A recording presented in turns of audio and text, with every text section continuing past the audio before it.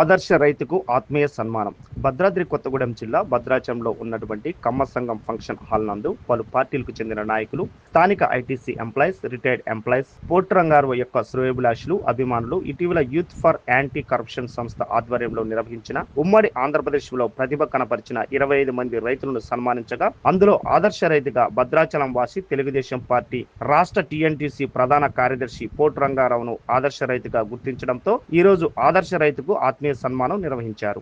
ఈరోజు నాగభూషణంగా చెప్పినట్టుగా మొదట ఐటీసీకి ముందు బ్రిక్ ప్లాంటేషన్, ఈరోజు కూడా అదేవిధంగా ఈరోజు జయలక్ష్మి నారాయణ గారి ఫౌండేషన్ ద్వారా ఉత్తమ రైతు అవార్డు కూడా ఈరోజు కార్మికులను కాపాడుకుంటూనే ఒక రైతుగా మనం ఇక్కడే మన తెలంగాణ ఆంధ్రప్రదేశ్లో కాకుండా ఒరిస్సా ఛత్తీస్గఢ్లో కూడా పెట్టి రైతులకి లాభసాటిగా ఈరోజు రైతులు ఏ పంటలు వేసినా అనేక ఇబ్బందులు పడుతున్నారు. దాంట్లో భాగంగా మనకున్న ఒకే ఒక ఐటీసీ ద్వారా లాభాలు ఉంటాయి.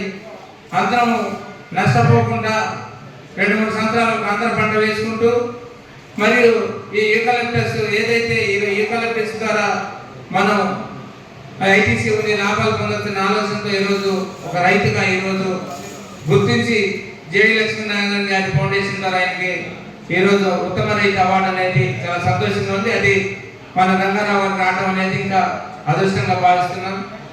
నేను నా ఎన్నికల టైంలో కూడా 6 మందికి ఉపాధి కల్పిస్తున్న ఈ కంపెనీ కూడా తొడకుండా పెడకుండా నిటారుగా నిలబడాలనే అభిప్రాయం కూడా ఆయనకు ఉంది. మనం ఆయన గౌరవించవలసిన అవసరం ఉందని మనం చేస్తామా. చెట్టు ఎక్కడ వంగకుండా ఉండాలా, చెట్టు కాయలు కాయాలా, పళ్ళు పండాలా, పళ్ళు మనం కూసుకోవాలా, అది రంగారావు గారి యొక్క అభిమతం.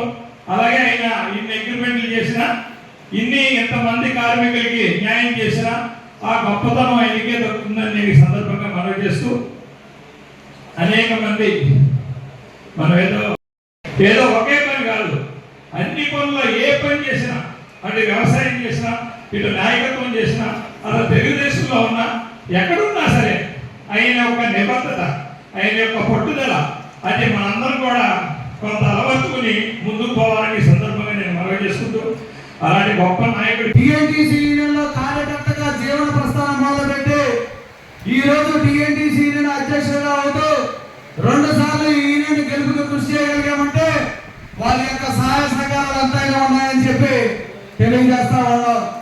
అదేవిధంగా